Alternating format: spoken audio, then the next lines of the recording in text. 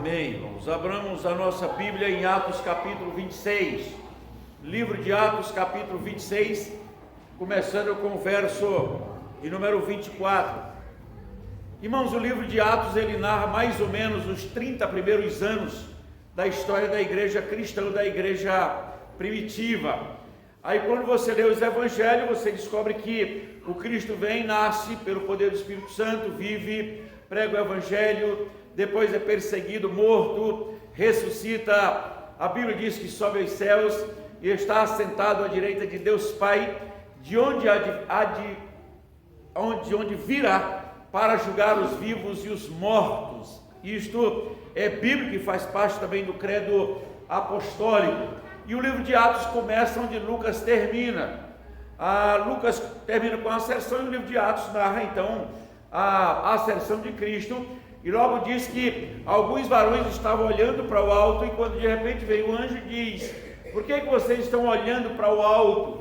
Esse Cristo que viste subir, da mesma forma, um dia voltará. E aí ele começa a narrativa de Cristo, de que, principalmente o verso 8, que a igreja deveria ficar em Jerusalém, até que do alto fosse revestido de poder, e assim ela continuaria sendo testemunha em Jerusalém, Judeia, Samaria e até os confins do mundo. Então o livro de Atos tem primeiro essa asserção de Cristo, depois a promessa da vinda do Espírito Santo. O Espírito Santo vem sobre a igreja, diz em seguida que a igreja tinha paz por todos os lados e a igreja crescia.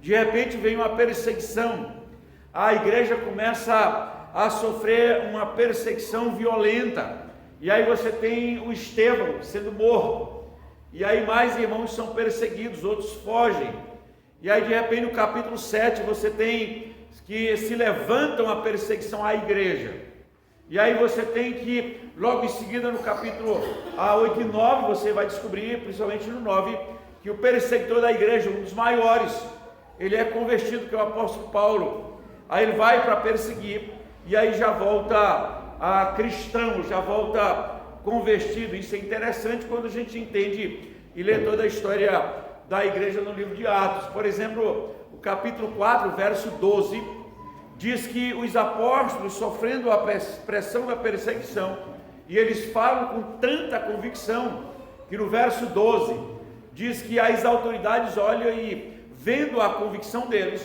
eles vão dizer o seguinte: olha, reconheceram que eles haviam estado com Jesus, ou seja, não tinha como eles duvidarem de que os apóstolos estavam com Jesus. Ele disse, porque eles disseram: não há nenhum outro nome dado entre os homens pelo qual importa que sejamos salvos. Está aqui no púlpito, Atos 4:12. Não há nenhuma outra autoridade ou nenhum outro nome dado entre os homens pelo qual importa que sejamos salvos. Então, o fato de virmos à igreja, um local de adoração, é porque primeiro fomos buscados, hoje somos salvos, perdoados, restaurados, edificados, e aí prosseguimos na mesma missão da igreja, de proclamar, de vivenciar a realidade da igreja. Então a igreja, ela não sofre a descontinuidade, na sua ousadia de fé. E aqui Paulo foi entregue para as autoridades. Paulo está diante de um júri, tipo prefeito, rei, ou seja, mais autoridades estão lá pressionando Paulo. E aí antes Paulo vai e apela para César. Se vocês observam as 3 viagens missionárias, e agora você vai ter uma 4ª viagem missionária, geralmente se cita que em Atos só tem 3 viagens missionárias, mas na verdade tem uma 4ª grande viagem missionária, quando Paulo apela para César. E você observa em Romanos 1 que Paulo queria ir a Roma e não tinha como, e agora quando Paulo é preso por causa do evangelho, o que Paulo faz? As autoridades deveriam soltá-lo, mas Paulo era como se dissesse: eu não quero ser solto, eu quero ser julgado em Roma.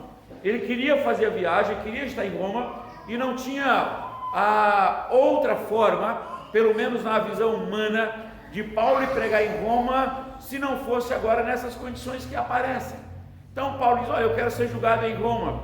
E aí Paulo vai fazer toda a viagem, por conta do governo. E aí Paulo preso, ele assume o navio, né? Ele vai dar ordem, ele vai organizar, eles vão ter momentos difíceis.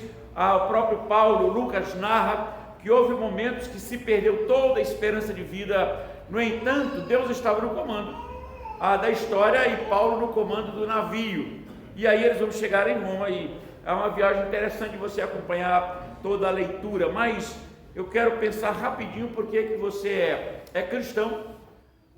Vamos pensar em 3 textos que você sabe de cor, né? Primeiro, em Atos 9, versículo 2, dá para você ler, que diz que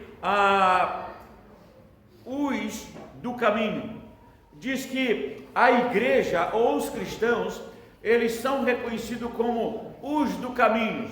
Por quê? Jesus Cristo disse: eu sou o caminho, a verdade e a vida. E aí esses primeiros cristãos em Atos capítulo 9, verso 2, eles são conhecidos como, vamos lá, você tem uma ideia, vamos seguir 3 textos que eu acho que é interessante. 9, verso 2, diz assim: e lhes pediu cartas para as sinagogas de Damasco, a fim de que, caso achasse alguns que eram do caminho.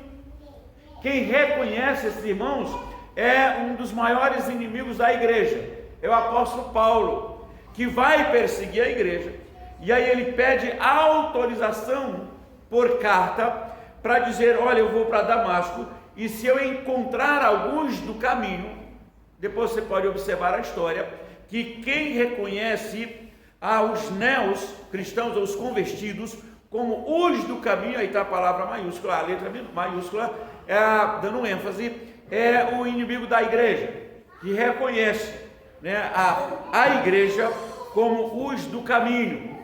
Depois, vai lá para o capítulo 11, passe 2 ou 3 páginas aí, dependendo do tamanho. 11, verso 26, diz assim: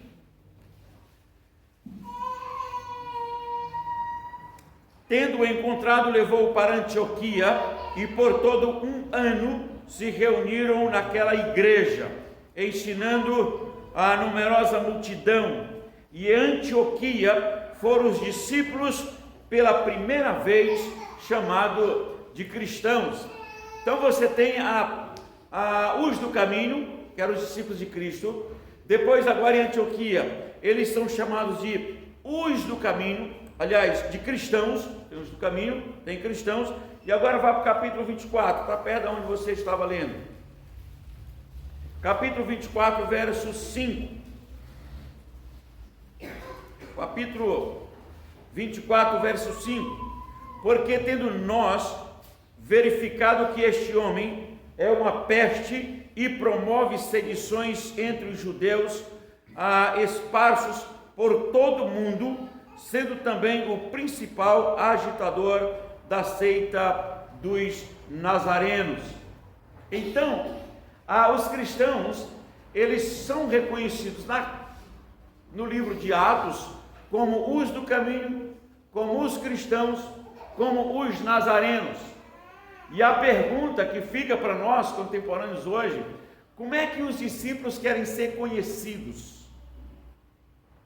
Há movimentos de tudo quanto é coisas, há títulos, e se troca nomes para tudo quanto é lado. Mas na verdade todos os discípulos de Cristo precisam ser conhecidos em nosso tempo da mesma forma, como os cristãos, como os dos caminhos, como os nazarenos, como o sal da terra, como luz do mundo, aqueles que enfrentam o mundo pelo poder do Espírito Santo. E aí eles prosseguem diante das propostas, dificuldades, provações, perseguição, adversidades, possam responder como os apóstolos: olha, não há nenhum outro nome dado entre os homens pelo qual importa que sejamos salvos. A carta de Paulo aos Gálatas, quando se começa a diluir ou facilitar o evangelho, Paulo vai fazer perguntas muito sérias, dizendo: como é que vocês começaram no Espírito e se aperfeiçoam na carne? Ele disse: na verdade não há nenhum outro evangelho, senão que querem perverter o evangelho de Cristo. A igreja de Cristo é sempre marcada porque era ousada, porque era perseguida, porque não se curvou. Mas as grandes propostas para a igreja se desviar do caminho, elas foram feitas, elas estão sendo feitas e elas serão feitas até a volta de Jesus Cristo. Mas que a igreja permaneça firme e inabalável no Senhor até a volta de Cristo. Vamos lá. Pai Santo, nós agradecemos o Teu nome mais uma vez, porque a Tua palavra é viva e eficaz.